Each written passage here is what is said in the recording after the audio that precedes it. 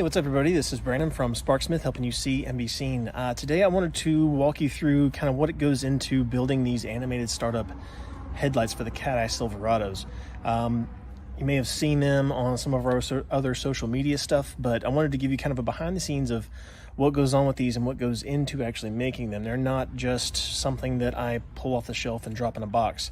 If you're buying the custom setup, it's something that I go through, put my hands on, and customize them on the inside. So if you want to take a look, I can walk you through. I was about to open up one of the lower parking light assemblies.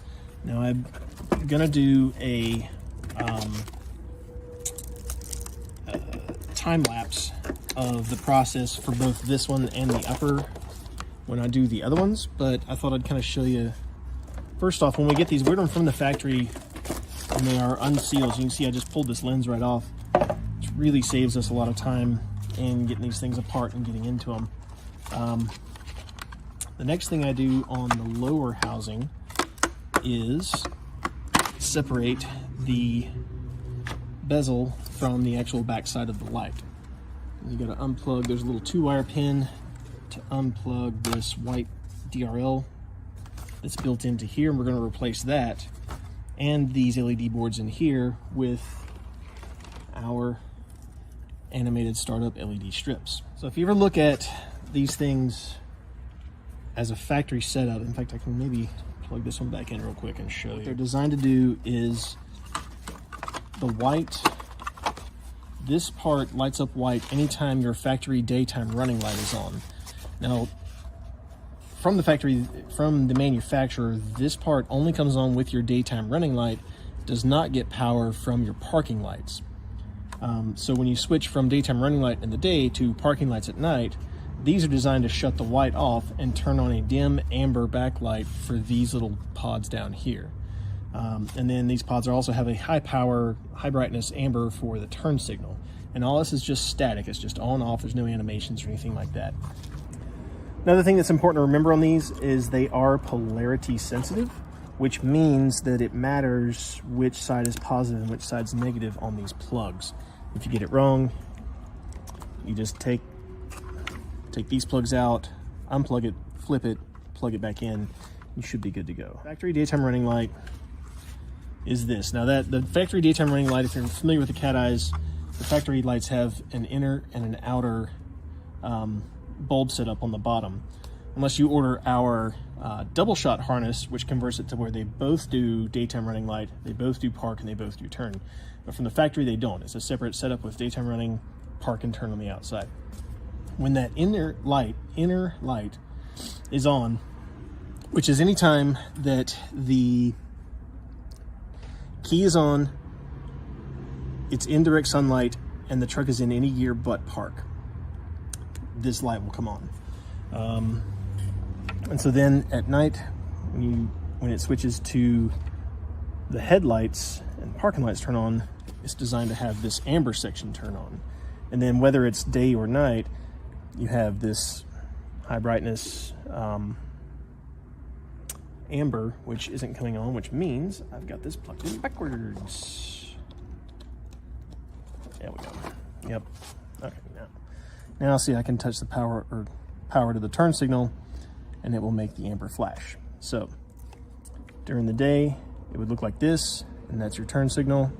Then at night, it's designed to switch to this, and that becomes your turn signal. Okay, so I talked a little bit about how the base setup for these comes, and if you want it, we can modify, or you can use the double shot harness with the basic setup and have it to where both of these are on anytime, day or night, then you still have that high brightness turn signal. Or if you don't like the amber for the running light part, we can make it to where it's just this all the time, then you only get amber when you hit your turn signal. So a couple of variations there. Really, for that stuff, you're going to want to email support@sparksmith.com, and we can set you up a custom quote to get that wired up the way you want it.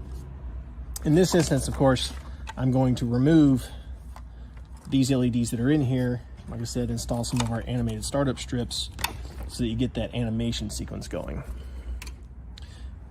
Okay, so obviously the lens off. We'll remove this guy. Grab my trusty drill, try not to stay in shot too much. And there's just 3 screws on the back that we remove. And then you're left with the shell, or the lens, the LED board, and the bezel. The next step there is we're going to take, just because I want to get them as bright as I possibly can, I like to take this foil tape and line the inside of this, one side of this, and then one side of this, just to get more reflectivity than you would get from just the white and the black. And actually, before we get to that, we have to trim the inner edge of this. So usually what I'll do is I'll take my little dial calipers here and score a line at about 1/2 inch.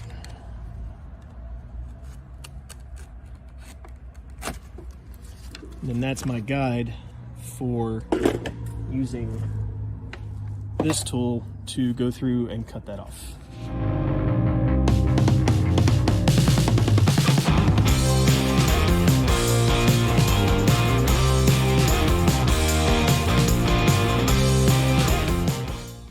Okay, got this cut made, so now the lens can fit back on once we install the strip without any interference.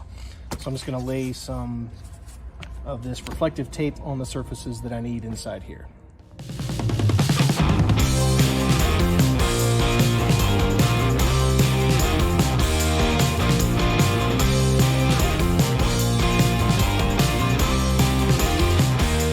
Okay, now that I've got the lens prepped and I've got the reflective tape in here and on the housing, I can go ahead and get the new strip mounted to this bezel.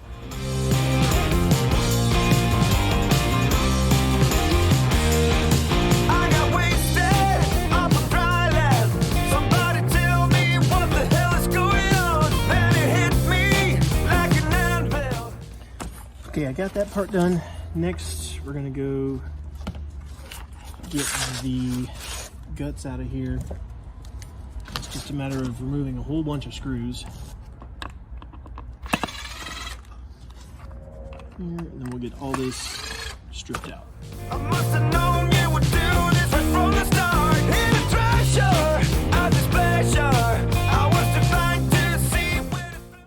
Okay, so now we're left with a blank shell and a strip that needs a new home and some little lenses that will hold it in place. To do this, I learned very quickly, somewhat painfully, that you do have to make sure that the alignment of this with this is very, very accurate. Because these lenses are designed for certain optics, these strips will work, but I have to get them in there just right so that I don't break the strip, but I also get the illumination that I want out of each and every cube, just so it's consistent all the way across. So we'll get to it and get these guys in there.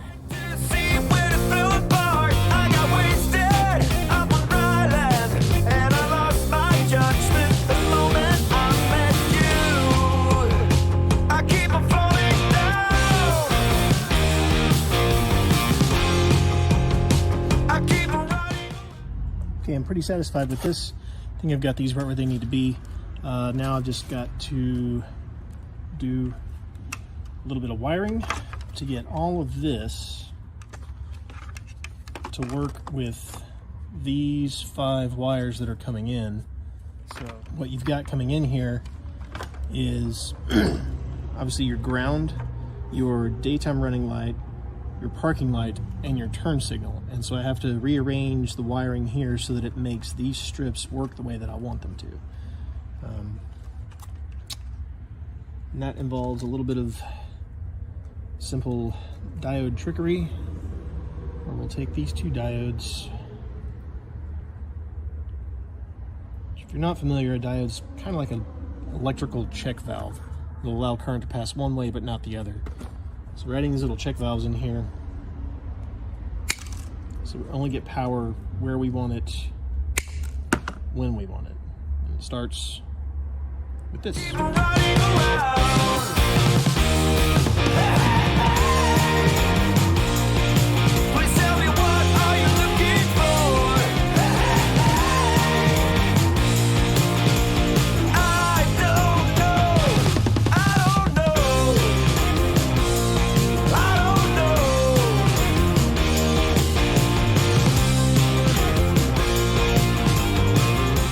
Okay, I've got the strips mounted and I've got the wiring more or less done, but one thing that I like to do on these is test them and then test them and then test them again to make sure that everything's working like it's supposed to. So what we're gonna do is apply ground.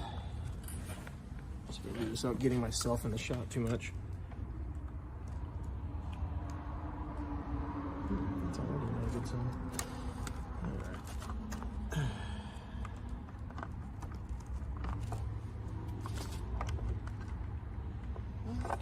There. That's better. Okay, so we've got our startup sequence. I will have to reposition this into this strip out here. I'll do that in a little bit. Not a big deal right now. So that was DRL. This would be your parking light circuit. We'll also activate all of these white ones. And then with either of those, you get the full sequence of amber anytime you hit your turn signal. So just gotta hit this shrink wrap down here with a heat gun and kind of tidy everything up, and then this light's done.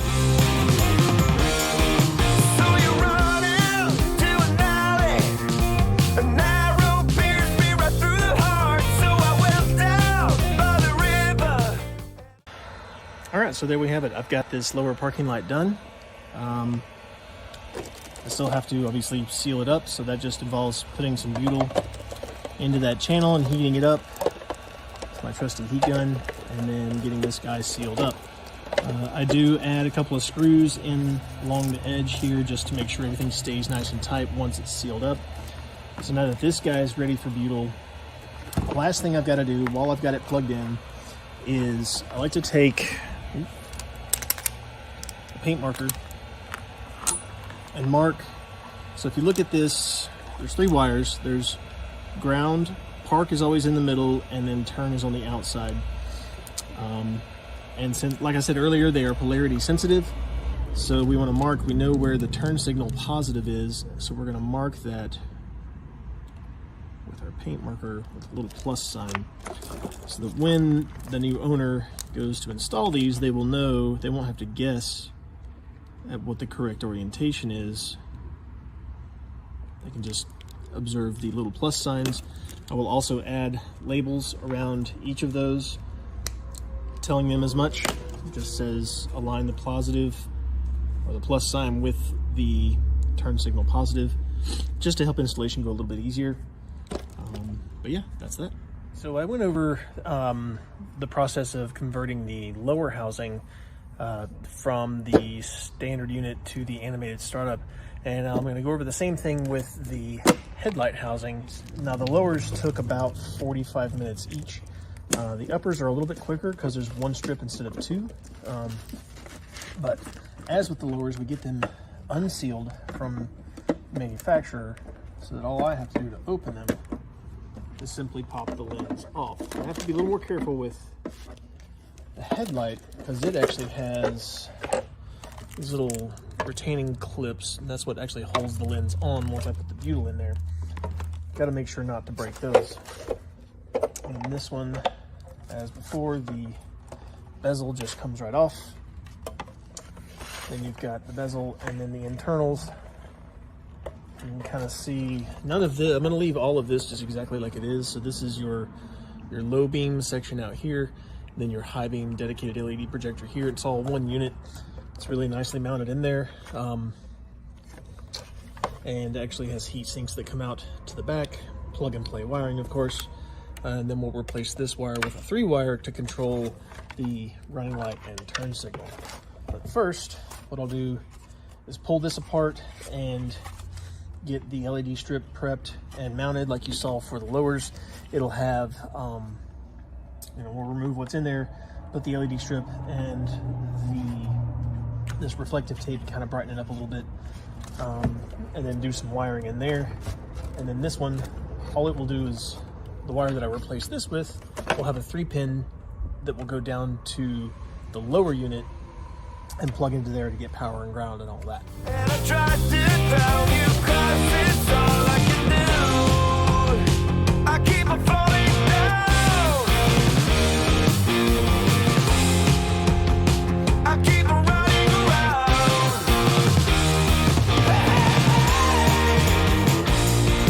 Please tell me, what are you looking for?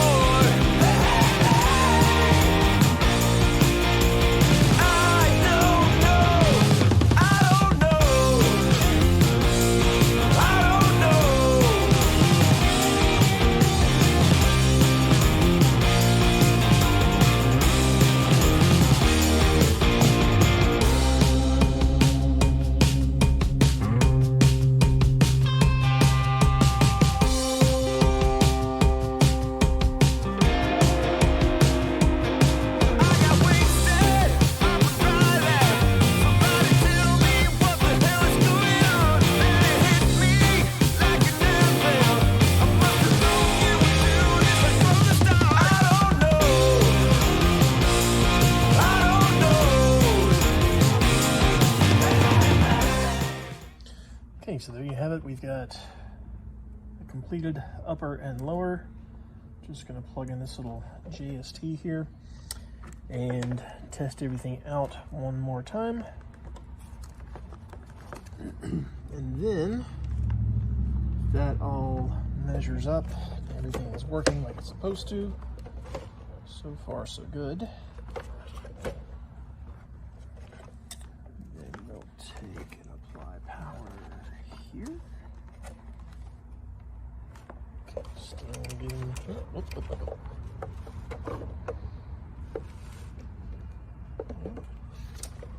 And then our turn signal should get. Cool. All right, everything seems to be working. I've got the other side done already, so we just have to add some butyl to the channels here and heat gun that on, and then this set's ready to go. All right, so we've got one more set of headlights completely finished. This is how they turned out.